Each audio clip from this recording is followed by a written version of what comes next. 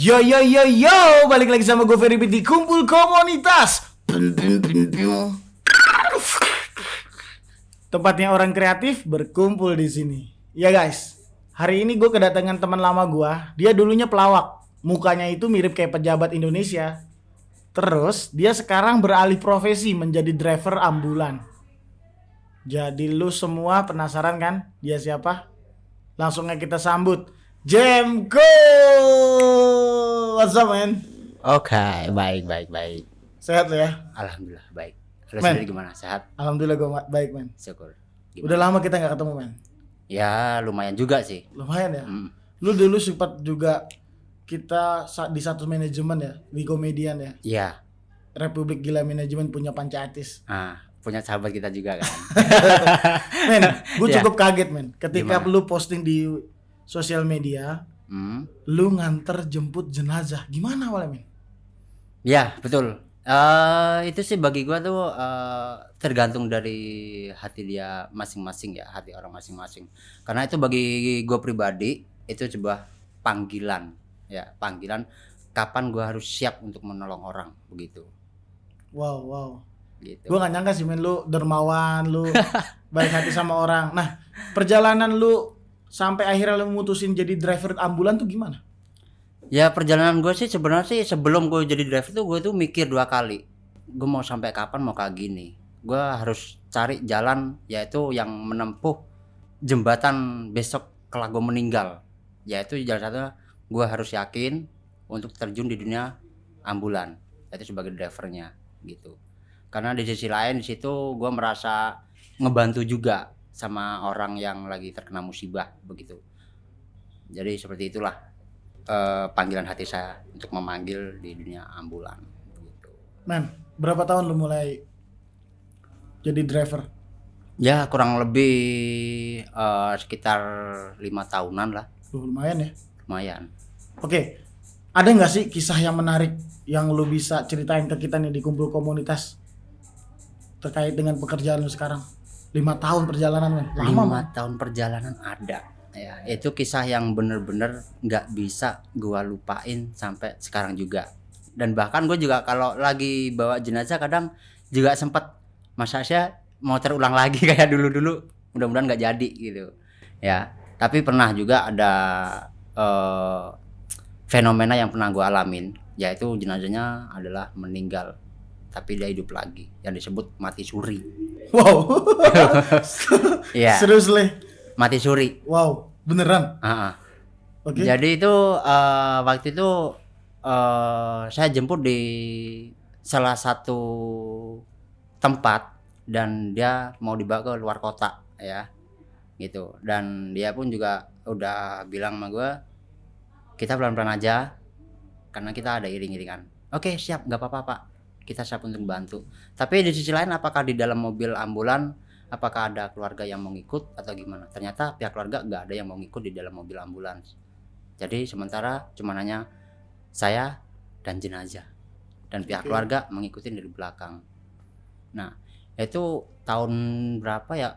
Saya juga udah agak lupa ya. Dulu sebelum ada tol Cipali, terakhir tuh cuma hanya tol Cikampek, itu udah terakhir. Oke. Ya akhirnya kan lewat jalur umum. Tuh. Nah itu di singkat cerita udah memasuki perkampungan ya, dan itu udah bisa dikatakan 1,5 kilo dari perkampungan dan menuju ke kawasan hutan-hutan. Nah itu gue sempat bunyi keranda di belakang gue itu sempat bunyi. Oh. Iya bunyi krecet kayak apa ya, kayak kayu, gesekan kayu, gimana sih suara gesekan kayu gitu kan. Nah disitulah gue ngelihat dari spion tengah, setiap mobil kan pasti ada tuh spion tengah tuh kan, dan gue lihat nggak ada apa-apa pertama. Mungkin perasaan gue doang ini kayak gitu kan, tapi ya udahlah bodo amat gitu.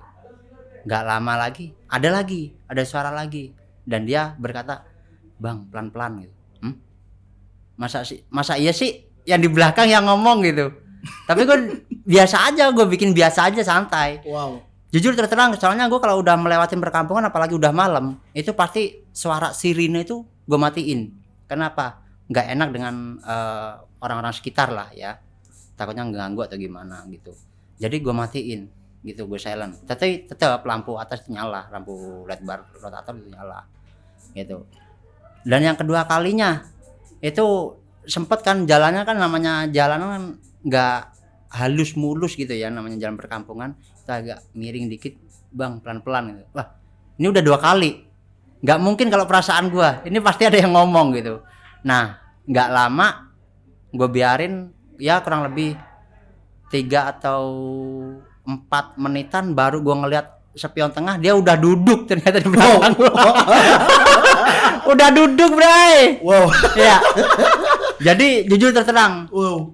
gue tuh sempat kaget ya, Wow. kaget, merinding ya, emosi ya, pengen ketawa juga, udah campur aduk gak karu-karuan. Itu yang gue rasain. Itu sempat juga mau gue sikut, hampir aja gue sikut brak gitu. Kenapa? Jujur yang kagak bisa gue lupain apa? Hidungnya kapasnya masih ada bray. Itu kapas tuh masih ada, gak dibuang sama dia. Serem men. Akhirnya ya udah mau nggak mau secara respect, gue langsung meminggirkan mobil gue langsung turun buka pintu, dan pihak keluarga hampir tabrakan beruntun sama gue. Itu pihak keluarga turun dan dia berkata, bang kasih tahu dong, kasih kode kalau misalnya kira-kira mau berhenti, jangan dadakan gini, saya hampir nabrak gitu. Ya udah pak, saya mohon maaf. Itu sebagai ucapan tuh saya mohon maaf, tapi di sisi lain saya minta tolong bapak semuanya jangan kaget gitu. Lah kenapa? Maaf nih, tapi jangan pernah ngabarin yang di kampung dulu. Cukup di sini aja yang tahu, dan tetap ini saya anterin ke kampung, saya gitu. Oh ya udah, kata dia. Kenapa? Yang sebenarnya? Sebenarnya yang di dalam ini dia hidup lagi. Yang disebut mati suri. Sempat gak percaya. Begitu nyamperin ke pintu mobil samping driver di pintu saya itu, dia ngelihat malah gak karu-karuan. Saya sendiri yang bingung. Ada yang pingsan, ada yang ngejerit kayak orang kesurupan misterius kayak gitu. Waduh, gak karu-karuan nih. Justru makin saya yang bingung. Setelah saya tenangin semua, tenang, dan saya ngomong, kalau memang kamu benar-benar masih hidup, silahkan ambil buku Yasin di dashboard mobil saya. Dan sampai dia ngomong bersumpah, sumpah bang, saya nggak apa-apa, saya masih hidup. Akhirnya diambil lah itu buku Yasin. Dari situlah gue merasa lega. Ya udah, gitu. Wow, serem Itu men. perjalanan banget itu. Serem men. Itu lu sempat gak sih terpikir kayaknya udah deh gua pensiun deh jadi driver ambulan? Alhamdulillah sampai sekarang enggak. Gue akan tetap kekeh untuk menjalanin amanat hati saya sendiri gitu. Jadi gue akan fokus, kalau emang gue udah fokus dan kodrat gue harus di driver ambulan, gue akan jalanin sampai akhir nyawa gue gitu. Soalnya apa? Ingat, kita semuanya itu memang masih hidup ya kan, tapi kita semuanya bakalan mati. Kita semuanya bakalan menyusul begitu. Jadi kita nggak perlu yang namanya takut gini, nggak perlu, karena yang di atas atau yang kuasa itu menciptakan manusia paling sempurna. Oke man. Iya ya, lu kesini pun berkesan men. Iya. Lu datang ke studio Kobul Komunitas, lu bawa ambulan di bawah dan Iya. rame. Iya, jujur terang, waktu kita janjian tadi, gua kan dari rumah kan langsung berangkat tuh, ya kan. Soalnya apa? Gue bukannya ngedoain ya, ntar dikira sama orang dengan wah dia beli ambul pasti ngedoain banyak yang mati, banyak yang sakit. Enggak, maaf ya, gue nggak ngedoain itu. Gue nggak perlu kayak gitu juga. Justru doa gue kepengennya orang semuanya pada sehat, ya kan. Amin. Hidup aman semua, dan teman-teman yang di sini semuanya sehat semuanya. Amin. Ya kan. Tapi yang namanya kalau emang udah kehendak Tuhan, kita nggak bisa pungkirin bro, ya kan. Gitu. Jadi kenapa gue tuh berpikiran ya udahlah gue bawa sekalian. Khawatirnya yang udah di jalanan ada korban ini laka lantas gini-gini, nggak ada yang nolong, butuh ambulan masih lama gitu. Nah gue tuh menjaga seperti itu. Jadi misalnya gue lewat, misalnya ada kayak gitu ya amit-amit aja, semoga jangan sampai ya. Jadi gue bisa langsung merapat, gue bantu mau dibawa kemana, rumah sakit mana, begitu. Buat teman-teman Kobul Komunitas, ini salah satu kisah menarik sih. Gue nggak kebayang sih, lu lagi nyetir bawa ambulan nih, terus tiba-tiba bangun, kabur gue. Serem loh. Nah, tapi ada banyak sisi yang bisa kita dapat men. Iya. Gimana? Dari sisi lu kan seorang pelawak, ternyata lu punya jiwa yang besar juga, punya hati yang luar biasa buat gua. Mau nolong orang, ya kan? Punya empati, simpati, XL, Indosat. Itu counter Pak, counter Pak. Jadi Ya, ya, ya. gue lihat lu nih cukup hebat men. Dan men, gue rasa sih lu uji nyali tiap malam atau tiap hari, karena selain setan yang lu hadepin orang kan. Karena gini contoh, lu datang ke sebuah perkampungan, ya kan? Ya. Penerangan kurang, terus ya kapan aja bisa dijahatin orang, atau mungkin kecelakaan beruntun, kita nggak pernah tahu ya, amit-amit ya. Tapi kan banyak juga kejadian ambulan tuh jatuh, ambulan itu nabrak kereta, ambulan itu nabrak trotoar, ada juga ambulan yang ditabrak karena nggak mau ngasih jalan, whatever lah, banyak kejadian. Lu siap dengan itu, gue lihat. Lalu sekarang kan gini men, pekerjaan itu kan pekerjaan lu ya, pekerjaan yang gue baru ditinggalin orang tua gue men, gitu. Iya. Jadi Gimana? almarhum bokap gue baru meninggal gitu, dan gue tahu rasanya gimana kita ketika mau bawa nih misalkan keluarga atau siapa yang lagi emergency, terus tiba-tiba ambulan juga susah buat kita hubungin. Nah ini orang-orang kayak lu kayak pahlawan menurut gua ya, karena ini belajar dari kejadian almarhum bokap. Jadi waktu itu dianterin sama mobil di tetangga karena kita nggak bisa bawa ambulan waktu itu. Dia buat gue gini men, intinya adalah apapun pekerjaannya semua penting, ya kan, termasuk lu nih men. Dan buat teman-teman semua, kumpul komunitas yang ya siapa tahu ya, kita nggak pernah ngodain yang jelek pastinya, tapi kalau dalam suatu saat nanti gitu butuh ambulan, butuh, mungkin lu juga punya network selain ambulan, damkar, atau orang-orang yang relawan-relawan yang siap dan sigap buat bantu masyarakat, ya nggak sih men? Ya, betul. Insya Allah kumpul komunitas ini gue bikin wadah, gue bikin podcast ini mengangkat kisah-kisah inspiratif men, seperti orang-orang kayak lu. Gue pengen juga ibaratnya ya kita juga sadar gitu bahwasanya kita ini perlu connection men ya. Ini kan udah lama banget kita nggak ketemu ya. Iya. Kurang lebih 5 tahun ada ya, 4 tahun apa? Gue lupa, sampai lupa. Kurang lebihnya itu. Kurang lebih ya. Jadi banyak cerita yang belum sampai ini.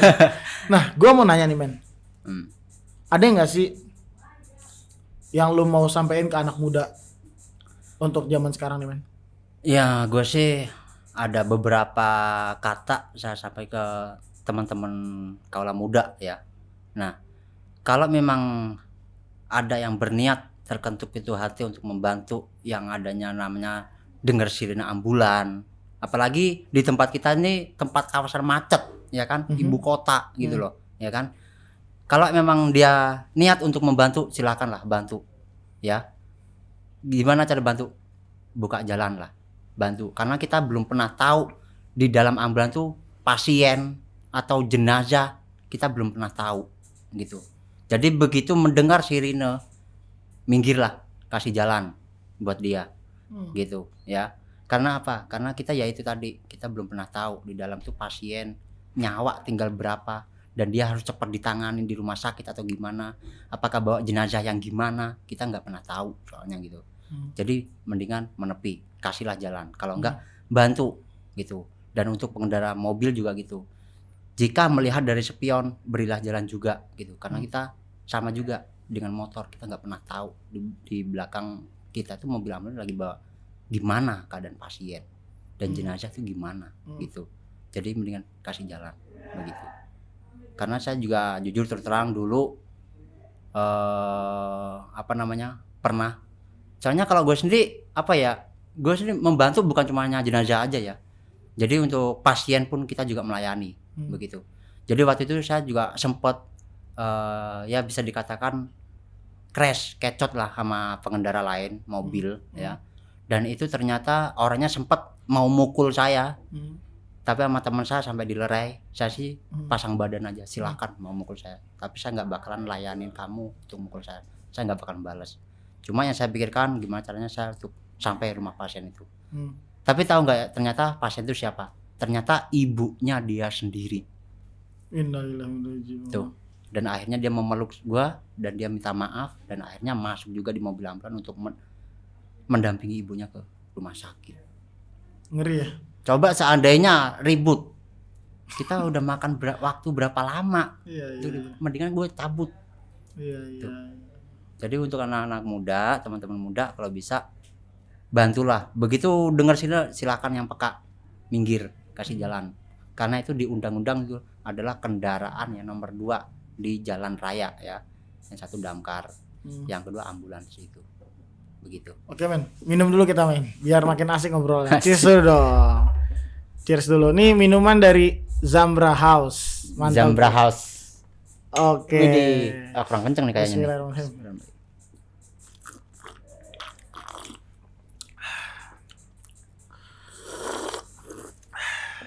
Ada campurannya nggak nih barusan? Campur apa nih? Campur gembira. Woi. Campur kasih sayang. Iya. Men. Ya. Gue melihat lu sekarang jadi seorang driver ambulan nyaman. Gue lihat banyak kebahagiaan yang lu rasain, bisa nolong orang. Lalu juga ada tragedi yang yang lu alamin gitu. Gue agak ngeri sih, kayak nyeritain tentang ini mayat bangun. Waduh.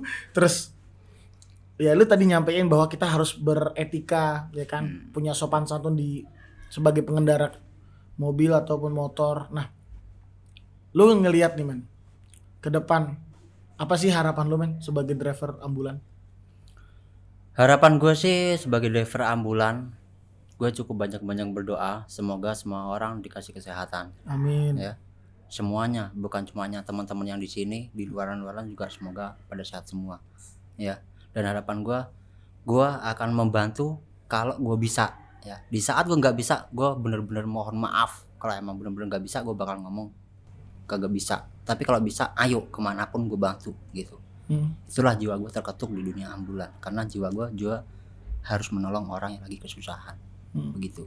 Jadi teman-teman jangan pernah, kadang ada yang ngebisnisin, jangan, kasihan. Karena kita berpikirnya seandainya keluarga kita yang digituin, gimana perasaan kalian gitu. Oke, men.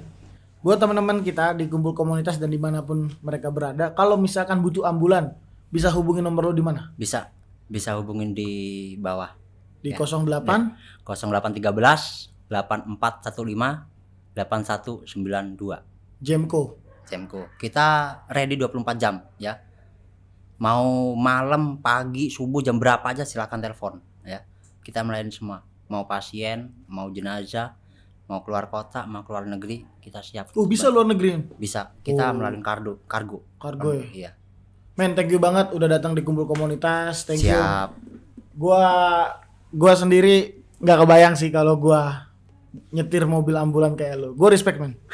Buat teman-teman kumpul komunitas, jaga sehat terus. Kalau lo punya keluarga yang membutuhkan ambulan, bisa langsung hubungi Jemko. And then go very beat, check out.